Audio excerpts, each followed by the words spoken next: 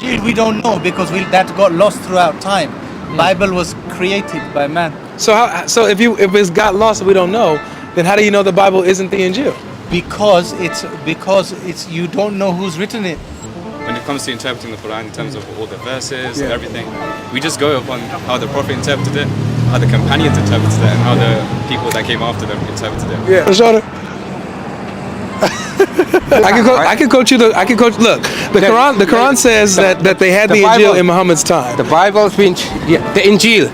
Today, that's not the Injil. How do you know? Because we know. Yeah, so we're challenging Muslims to engage with the topic here. Yep, that the Quran confirms the Bible, and so usually Muslims obviously think that the Bible's corrupted, Right. but the Quran says otherwise. Right. Yeah, so It's a good debate. oh yeah, for sure. The Injil is not the Bible, and the Bible is not the Injil. So would you say the Injil? Injil we don't know because that got lost throughout time. Bible was created by man. So if it's got lost and we don't know, then how do you know the Bible isn't the Injil? Because it's you don't know who's written it. Well, you don't know who wrote the Injil either. No, we know who wrote the Injil. That's come from God. So The Bible, you don't know who it's come from. here's my thing, brother. And- Is and that in actual you fact- believe that it came In from God? actual fact, you know that the Bible has been written by a minimum of 40 unnamed person. Well, no, we know their names. No, you don't. Yeah, we got- You don't even. we got Isaiah, all we got Zechariah. Tell me what. But you what about know. the Injil? Tell me what you know about Mark. Oh yeah, easy. He was a companion of Peter, companion of Paul. His full name is John Mark. Okay, so we got some information about Go on, him. tell me. Yeah, What that's else? it. And That's it. yeah, well, I mean, is that all I need? You are basing your salvation on that? Would you be able to tell me about Abu Huraira? I can't tell you a lot about it because I'm Okay, not a scholar. But what I do Oh, come know on. is that these things, to me, make no sense. That you are basing your salvation. It's a double standard. No, brother. no, it's not a double standard. You're saying because I I can find out. But No, you can't. you guys because don't know, brother. You don't have. spoken to many people. But you don't have Abu Huraira's first name. No, listen. I have spoken to many people, and nobody knows about Mark, Luke. I just told you Matthew. about Mark. No, you haven't. Yes, All I you said have. is that he knew him, Matthew is a tax collector. but you don't know nothing about him. What's his? I do, second I name? just told you. Was he married? Did he have children? What does that Was have to his do with mama- what he wrote? That tells you about the character of the person and his history. How does wait, my brother? Because like for example, just for example, right? Muhammad's parents, they were not believers, right?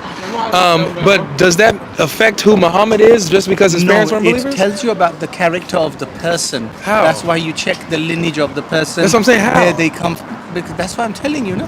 That how you find out about the history of a person. What do you do when someone says to you, "Go and find out about this person"? Do you just go to him? No, Yes. you go to everybody around them as well. Find out what the character is, how he is, what he's like, everything. Okay. But with Mark, Matthew, Luke, and these people, you know nothing about But them. we do. Secondly, That's the part. Secondly, You don't do the same with Muhammad. Listen. Secondly, where you're, as I said to you, you're 40 unknown people. I gave you a People few have names, just, brother. No, a few names is useless. Your own, I can say the your same for own, you. Your own scholars, Christian scholars, have said we know nothing about That's it. not what they said. Like for example, brother, if I were to ask you who wrote Surah Al-Baqarah, what would you say? Nobody wrote it. Yes, they did. Who wrote it? Tell me. I don't know. That's what I No, asked it's you. not. Nobody. But I'm telling you, and you're saying no. Wait, The so whole who? Nobody Quran- wrote the Quran? The whole Quran is the actual words of Allah subhanahu wa ta'ala. I understand that belief, my brother. I'm asking about the Quran that we have together here on earth. Yes. Who wrote that? Who wrote the Quran? You see, this is a very big misconception of what other people make. Okay. Who's written it is irrelevant because the wording has come from Allah. So I can say That's the same why. thing, brother. No, I you can say can't. who Because Matthew, Mark, your Luke, people brother. Let me let this woke point. up This in the morning. No, this is and important. said- and have said, "I've had a vision." But this don't is understand important. the Muhammad difference. says the same thing. No, he Muhammad went doesn't. into the cave and No. claimed to have gotten a vision from Gabriel. There are other eyewitnesses that have seen Exactly. Gabriel alayhi salam. And it's the same with Matthew, Mark, Luke, and John's I don't testimony. know where you are getting your info. Hey, I appreciate you though. God bless you. Okay. Oh man. So when it comes to the Bible, it matters who wrote it. But when I ask, okay, who wrote Surah Al-Baqarah? You see, who wrote it? It doesn't matter. Because it's all from God. Oh, okay, I can say the same thing. It don't matter who Matthew, Mark, Luke, and John are because it all came from God. Thanks for coming, man. You have the Quran that literally says, like it's Surah Ma'idah verse 43. it says, why do they come to you, O prophet, for judgment when they have the Torah in which Allah's judgments are in, right? And so we see here that this is an example of that the Torah is still bearing upon them, and they still have to follow it. And if they don't follow the Torah and the judgments that Allah put in there, they're hypocrites, right? And they'll be in wrong standing with Allah. So what would your thoughts be on that? To be honest with you, I haven't done a lot of research into this. Yeah. The best thing for us, I mean, for me personally, would to obviously go home, do some more research. But the best way to kind of put it is, when it comes to interpreting the Quran in terms of all the verses and everything, we just go upon how the Prophet interpreted it, how the companions interpreted it, and how the people that came after them interpreted it. Yeah. And they tell us to basically follow what the Quran says, and anything that would contradict what the Bible would say, then basically Allah did not say that. So when it comes to, like, for example, what you have today, the Catholic Bible, the King James Bible, we don't believe that it was preserved. We believe that it's been changed over time, and that's why we don't actually follow So this is like, we know that narrative is like, for me, when I read the Quran, brother, it's tough to take that narrative and I see that in the Quran, because the Quran consistently talks in the 7th century, right? In Muhammad's time, it talks about how they had the Torah and Injil with them, right? And how they're supposed to judge by it, and how they're supposed to live by it and recite it correctly. And so how the Quran's confirming the Torah and Injil with them. And this is in the 7th century, so we have those manuscripts. Like King James, that's an English translation that comes way later. I'm talking about the actual Greek and Hebrew manuscripts that existed at the time. And so we have those, right? Which is what the King James is based off of. Did you have something you wanted to say on that? I mean, you can correct me if I'm wrong, but what I've kind of, I've done a little bit of research, not a lot, but I've came across that Jesus, he didn't actually speak Greek or Hebrew. I believe he spoke Aramaic. All of it. So Aramaic was his mother, that was his main tongue. Yeah. But he spoke Hebrew. He used to read the Hebrew scrolls in the synagogue. And then he also used to communicate with the Roman centurions and the soldiers and the government, so he spoke Greek as well. I'm not actually too sure about that. Like once again, I would have to go home and do some more research on that. Sure. But based off what I've read and what people have told me, I know that he read Aramaic, and I know that the oldest manuscript that we have of the Bible itself, it is not in Aramaic. I know that it's in Koine Greek, I believe. Yeah. It's called something like the Codex Sinaiticus, something like that. Well, the size of it is very, very small. And I know that, for example. Just really quick. Yeah. So the Codex Sinaiticus, it's like it's the earliest completed, I guess, Bible that we've found with all of the books together. Okay. Yeah, but before that we have manuscripts of different books, fragments, like the I forgot how to say it, but anyway, it's one of those. The one you're talking about that's small like a credit card. Yes. Yeah, that's one of the manuscripts of John. Okay. But the Codex Sinaiticus, it's all the books together it's the first full earliest one that we found. Okay. But there's the ones that exist, but like before that. So with that being said, Jesus speaking Aramaic, Hebrew, and Greek. I don't think that's a problem with if his word. Let's just grant that he only spoke Aramaic. And the New Testament or the Gospel is written in Greek. I don't think that would have a bearing on recording his words, right? Because even in, like, for example, the Quran records Jesus' words in Arabic, but Jesus didn't speak Arabic. No. You know, so I don't think that should be an issue. So when it comes to the Quran, it's not basically the sayings of people, rather it is the literal, verbatim word of God. So that's the argument. I mean, not argument. That's the point that we would make. That because the Quran is the literal words of God, it cannot be. There cannot be any mistakes in it. For example, the words of man, because where men we make mistakes, there will be mistakes in it. Yeah. So that's why we would take the words of God over the words of man. What do you think about the parts where it's quoting men, right? Like, because it says Jesus said, and then boom, boom, boom. But, so Jesus said. So, for example, biqala, like in Arabic, biqala, like he said. Yeah. So qala is basically what Allah said. Like it is Allah is saying like his literal words of God. Okay. So when the Prophet ﷺ, when he is saying something, he is basically saying what Allah told him. He's not saying anything else extra. Right. Yeah. So it's Allah is basically telling Muhammad, and Muhammad's obviously repeating it word for word, verbatim. Yeah. And so Allah tells him what Jesus said before, right? Yes. And so that is a theological view, right? Yeah. And which is fair as a Muslim to have. Yeah. I'm just saying to have a consistent argument. Sorry, just give me 1 moment. Yeah, sure. Just let us know if you felt to this way. We have to go, so we're waiting for someone. Yeah, for sure. Yeah, let me call him real quick. Go ahead. Sorry. For sure. So when Allah records Jesus' words in Arabic, you know, obviously Jesus didn't speak Arabic, but it's recording his words in Arabic, and so it shouldn't be a problem if Jesus' words are recorded in Hebrew or if it's recorded in Greek. You know, it's just recording his words, right? Yeah. Is that fair? So you're saying that it doesn't matter whether Jesus' words were recorded in a different language from the language that he spoke. Is that what you're saying? Yes. Okay. Like it could still be a revelation so you know from God. exactly. So you know the manuscripts that you're referring to. They're obviously the testimonies from people, from men. Gospel of John. Same thing with the Muhammad. I mean, the Quran. The Quran is actually the verbatim literal words of God, though. But it's the recitation of men. Like you have like. So when it comes to the Quran, Yeah. You have the angel Gabriel who comes down and who gives the literal words of God to Prophet Muhammad alayhi salatu wasalam. So it's not. This is yeah, what go we ahead. would believe about like Yeah. the authors of the gospel. We believe that they're inspired by the Holy Spirit. That God Okay. sent His Holy Spirit to empower them and speak and Yes. write down, even Yes. from their perspective. Okay. You know that's what we believe with the authors of the Okay, gospel. that's fair. I mean, you can correct me if I'm wrong, but Sure, yeah. You can say what you say. Go ahead. I know that there may be some sort of like contradictions or like mistakes in the Bible in terms of like numeric contradictions. Perhaps you could.